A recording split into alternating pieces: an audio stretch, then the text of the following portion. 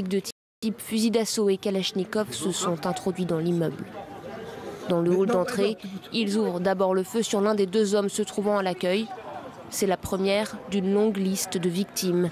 Direction le deuxième étage, vers la salle de rédaction où se trouve l'ensemble de l'équipe du journal pour leur réunion hebdomadaire.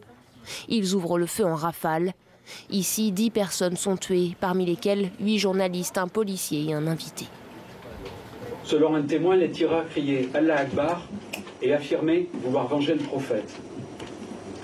Ils quittaient immédiatement les locaux et s'engouffraient dans le véhicule Citroën C3 de couleur noire qu'ils avaient laissé sur la voie publique stationnée devant l'immeuble. Ils tentent alors de prendre la fuite et se retrouvent bloqués par une voiture de police. Voici une photo de ce face-à-face. Première altercation dans la rue de l'Allée Verte, sans blessés. Deuxième salve de tir avec des policiers en VTT, là encore, sans blessés.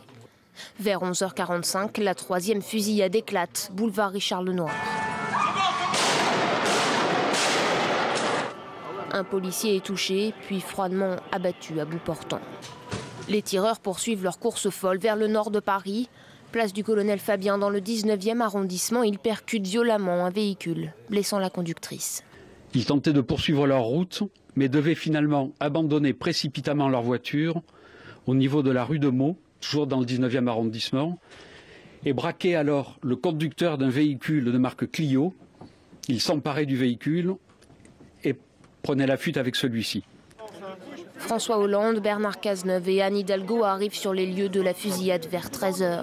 Le président de la République qualifie l'acte d'attentat terroriste. Le plan Vigipirate, déjà relevé pendant la période des fêtes, est placé à son niveau le plus élevé en Île-de-France. 500 CRS et gendarmes mobiles sont déployés en renfort à Paris. À l'échelle nationale, quelques 3000 policiers sont mobilisés pour traquer les suspects. Et je vous rappelle les dernières informations qui nous parviennent. Cette enquête qui avance ce matin. Les services de police cherchent à présent 2 frères de 32 et 34 ans. Les auteurs présumés de l'attentat qui a visé Charlie Hebdo hier. Selon le ministre français de l'Intérieur, au moins 7 personnes sont actuellement en garde à vue. L'attaque à l'arme de guerre en plein Paris contre la rédaction de Charlie Hebdo a fait 12 morts, 11 blessés. 4 d'entre eux sont dans un état très grave.